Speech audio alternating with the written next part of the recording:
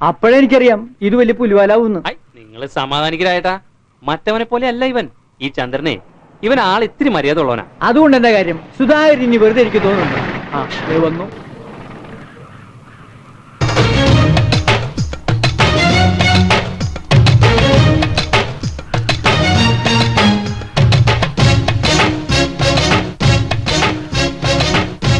ഞങ്ങൾ ഒരു തെറ്റും ചെയ്തിട്ടില്ല. ഞങ്ങളെ ജീവിക്കാൻ അനുവദിക്കണം.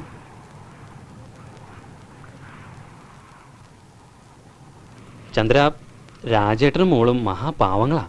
നീയായിട്ടൊരു പെണ്ണിന് മാനക്കേട് ഉണ്ടാക്കരുത്. പറഞ്ഞ വാശിപ്പുറത്താണ് ഞാൻ ഈ കുട്ടിയുടെ കൈ പിടിക്കാൻ നോക്കിയത്. അതിന് എന്നോട് ക്ഷമിച്ചേക്ക്. നിങ്ങൾ വാശിയും വൈരാഗ്യമൊക്കെ തീർത്തു പോവും. പിന്നെ ഞാൻ എന്റെ മോൾ അനുഭവിക്കണം, അറിയോ? അതിന് ഞാൻ ഇടവരത്തില്ല. നിങ്ങളുടെ അവസ്ഥയോടെ ആളുകൾ പറഞ്ഞു കേട്ടു. നിങ്ങളുടെ മോളെ എനിക്ക് തരാൻ വിരോധമുണ്ടോ? എന്താ വിരോധമുണ്ടോ? ഇതും വാശിപ്പുറത്താണോ അല്ലെങ്കിൽ സഹതാപം? രണ്ടുമല്ല, എനിക്കിഷ്ടമായതുകൊണ്ട്. എന്റെ കാര്യങ്ങള് രാഘവനറിയാം. രാജേട്ടൻ നിങ്ങളുടെ ഭാഗ്യ, സംശയിക്കേ വേണ്ട.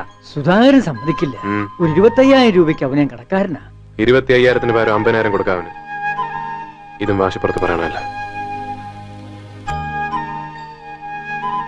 എന്നെ വിശ്വാസമാണെങ്കിൽ ഞാൻ വിളിച്ചാൽ വരുമെങ്കിൽ കൊണ്ടുപോകാൻ ഞാൻ തയ്യാറാണ്. ഇപ്പോ ഈ നിമിഷം.